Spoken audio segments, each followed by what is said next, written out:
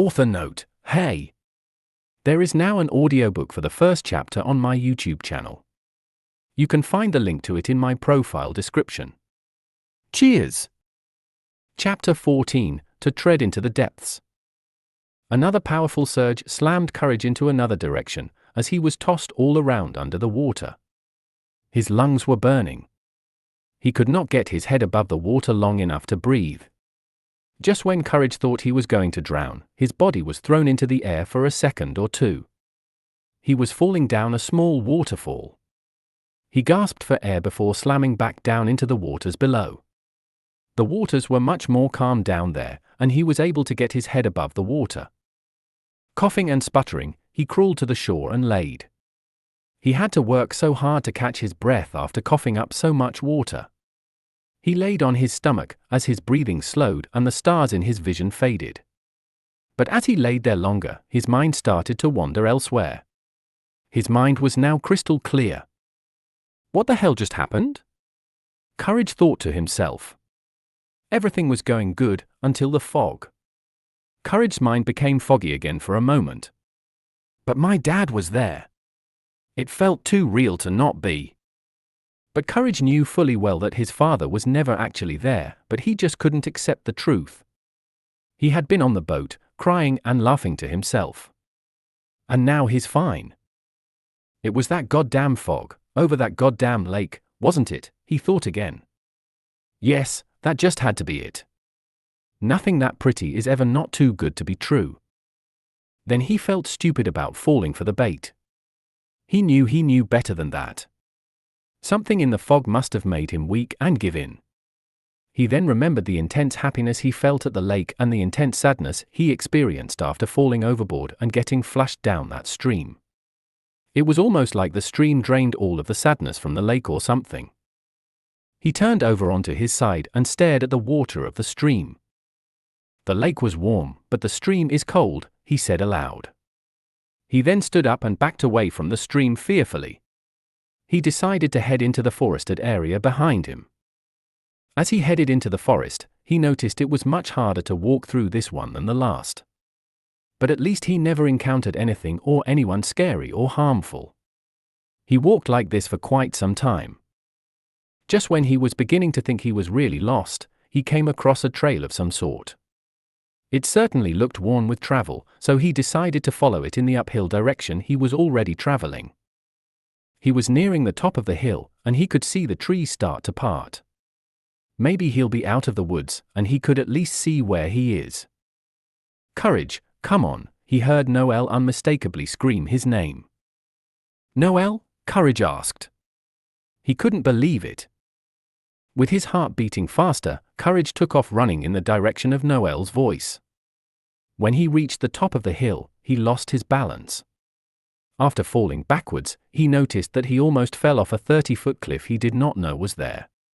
The cliff overlooked a desert-like place. The ground consisted of only grey sand, and the terrain was littered with craters and small hills. But most importantly, Courage saw Noel fast walking down below away from the cliff. And creeping up behind him fast was another pink beagle dog. Noel clearly thought this imposter Courage was the real Courage. He had to warn Noel. But before Courage could yell Noel's name, the ground beneath him rose at an angle that made him fall backward and into a now open chasm. Ah! Courage trademark screamed as he fell deep underground and away from the dogs. He fell for a solid 5 seconds before finally hitting the bottom, hard, and it took him some time to get back up. It was so dark that he could not see anything. Help! Courage howled into the dark hole above, hoping that Noel would hear from somewhere. But he soon stopped because even someone like Courage knew it was pointless. His lip trembled in hopelessness, and he fell to his knees to cry. Why? He cried again. He was right there. His tears soaked the grey soil below. He suddenly felt movement under his right paw, and it scared him out of his tears. As his eyes finally adjusted to the dark, he could see the little spot in the ground open up, and a small, orange worm poked its head out. Ah! Courage screamed loudly by instinct. Ow, hey! The worm screamed back in pain. What you doing screaming at me like I'm the goddamn Grim Reaper or something? Courage did not respond. Man, all you prison dogs are the same, the worm complained. What? Courage asked. What are you talking about? Prison dogs? Yeah, a prison dog. That's what you are, right? The worm asked. No. I am not a prison dog, I just want to get out of here. Courage pulled his ears. Prison dog, the worm teased. Courage shot a mean glare at the worm, who returned it with a snide grin. I'm Daffodil, but you can call me whatever you like, baby, she said. How about tapeworm, because you're a real pain in my bum, Courage joked. Ha ha, you're funny, Mr. Prison Dog Man. I wish I had your queer sense of humor, Daffodil teased again. So what are you doing here again? Courage placed a paw to his head impatiently. I was about to ask you the same question, Daffodil responded. I fell in here by mistake, Courage admitted. You and every other prison dog, she added. Why do you keep saying that? What's a prison dog anyway? Courage asked. You're kidding me, right? Daffodil said. You are in the realm of emptiness. If you are here, you are either a slave or are in prison. And we call anyone that somehow escapes that godforsaken prisoner a prison dog, even though all animals and humans alike are trapped there. So what are you then? Courage decided to ask. I am a slave, Daffodil said. I am bound to the ground and trapped, grinding this soil, these corpses, and this garbage forever. At least as long as Devious is in power, Courage interrupted her. I've heard from a lot that he is a big problem here. Sure, Daffodil shushed him. You mustn't speak his name. And I for one don't want the pendulum. The pendulum? Courage asked in fear. Dog, all I'm gonna say is that you don't want to piss him off, or you end up in that prison, Daffodil warned. I haven't seen the inside, but the bodies that come out of there, Daffodil stopped. Her playfulness from before had been zapped when she recalled memories of the bodies from the prison. Dog, I don't know you very well, but I know a good person when I see one. And I don't want to have to find you dead, with your ribs and lungs sticking out of your back. I'll be forced to grind you up and not apologize for it. Courage was now too scared to move anywhere now, fearing that he'll be thrown into this prison and executed in a horrific way. And he did not want to be grinded up by a little worm either. Daffodil sensed his fear. Hey, don't be too scared. What's your name again? Courage, Courage replied grimly. Courage, she exclaimed. See, you're already halfway there, Mr. Brave Pants. I'm not brave, and I don't wear pants, Courage responded, annoyed. That don't matter. That's what true courage is, Daffodil mused. Courage decided to look back over at her after she said that. Bravery is when you're not scared to go into battle, she continued. And courage is when you're scared to death, but you still go anyway. To have courage is the most noble thing one can have. Courage knew she was right. He had saved Muriel from every encounter not because of bravery, but because of courage. And it was no different now trying to rescue Noel and himself. And he was not going to let the fear of something like the pendulum scare off his own courage. All right, Courage, Daffodil said. Okay, Courage said with a new sense of confidence. Soup is on, baby. Daffodil exclaimed. Now let's get the hell out of here. Agreed, said Courage. Daffodil grinded a pathway rather fast. It was big enough for Courage to walk down, and it extended far beyond Courage's sight. Wow, you are really good at that. Courage exclaimed. Well, I had a long time to practice. Daffodil replied. The two traversed down the path. Then Courage thought of a good question. Where exactly did you dig us to? He asked Daffodil. I dunno, she said. I just dug until I struck open air. Are you meaning to tell me you have no idea where you dug us? Courage was alarmed. Hey, chillax dog, Daffodil said. If push comes to shove, I can dig us out of there in a jiffy. Okay? Courage decided to trust her. As they walked a little further, they made it to the end of where Daffodil dug. It apparently led into another pre-existing tunnel. You see, Daffodil grinned snidely at Courage. What did I tell you? It's safe, and I found the tunnel network. Tunnel network? Courage asked. Are there tunnels like this everywhere? Yes, Daffodil said. How do you think people miraculously escape from the prison? Oh, Courage said. He certainly hoped he'd never find himself in that place. As the two entered the tunnel, they headed left. It was still very dark in here, but Courage could see just a little bit better. Now if you don't mind me asking, Courage said. How have you come to be here? I honestly can't remember. Daffodil said this in a light-hearted expression that surprised Courage. Doing all that I do, this is all I've ever known. I've had friends come and go. But they never lasted. She said that past part with emotion. We'll make him pay, Courage growled. Courage, Daffodil said softly. I love your courage, but this is just the way things roll. He's in charge, and there's no one who can stop him. I'm sorry, but the truth is that either way, we'll both be dead in the near future. Right, Courage said. So don't we have nothing to lose? Daffodil was silent after that. Courage knew that Devious was a dangerous being, but he also knew that he could not give up. He understood Daffodil, but he wanted her to see his point. He looked down at her. Wouldn't you want to find out what it's like to be free? Courage asked her. You, sir, have a death wish, she whispered. You seem like a nice fella, but I cannot assist you in your death. I'm sorry. It'd be better dying by the hands of him on a battlefield than it'd be getting pointlessly mutilated in the prison, Courage said. If we died in that prison, then we. Courage walked right into something in the path. He had not been paying attention because he had been looking down at Daffodil the whole time.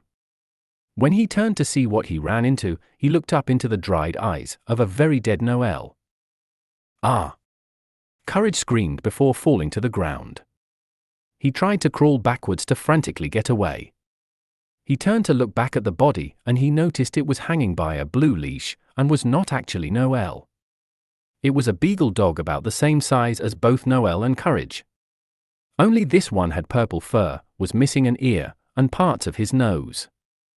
Oh, man, Daffodil said with pity. Poor fella must have escaped from the prison and was unable to get that damn leash off.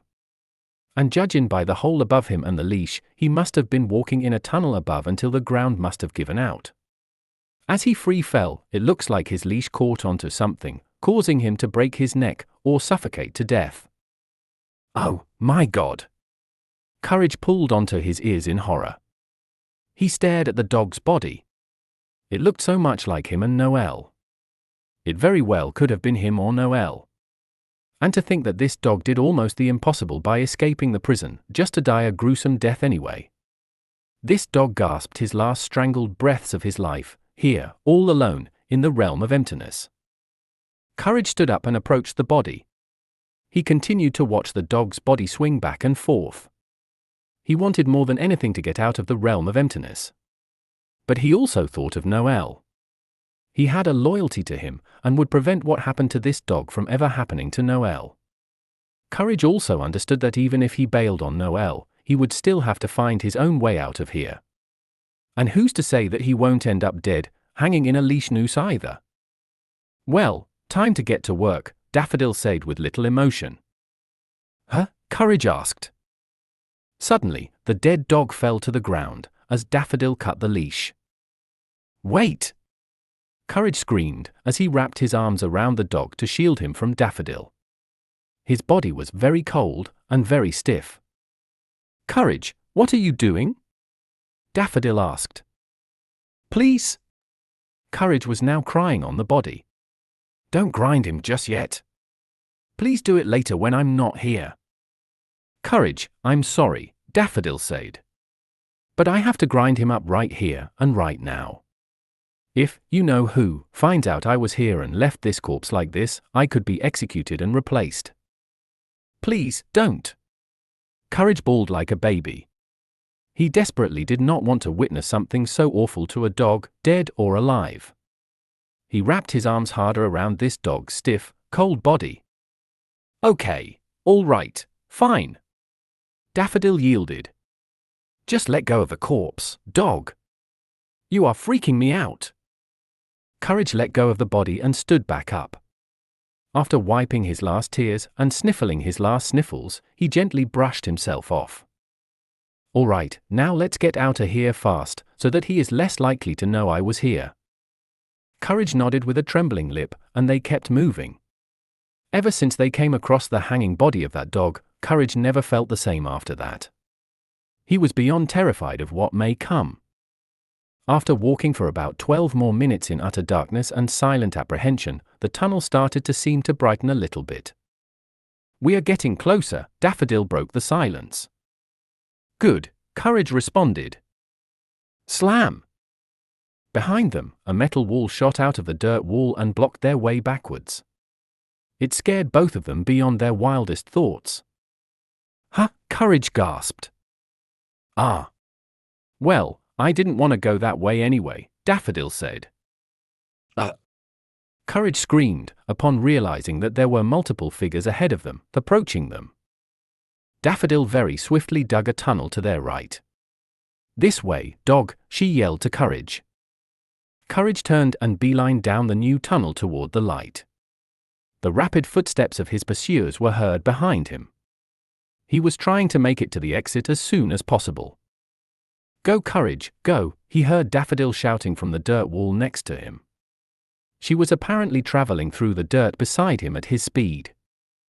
As his lit exit grew bigger, he heard his pursuers getting closer to him. They were now close enough that he was now able to hear their snarls and breaths right on his tail. The images of the dead dog and the corpses Daffodil described appeared in Courage's mind, and that caused him to run faster. Once Courage made it to the exit, he was temporarily blinded by the outdoor light, even though the realm was not very bright anyway.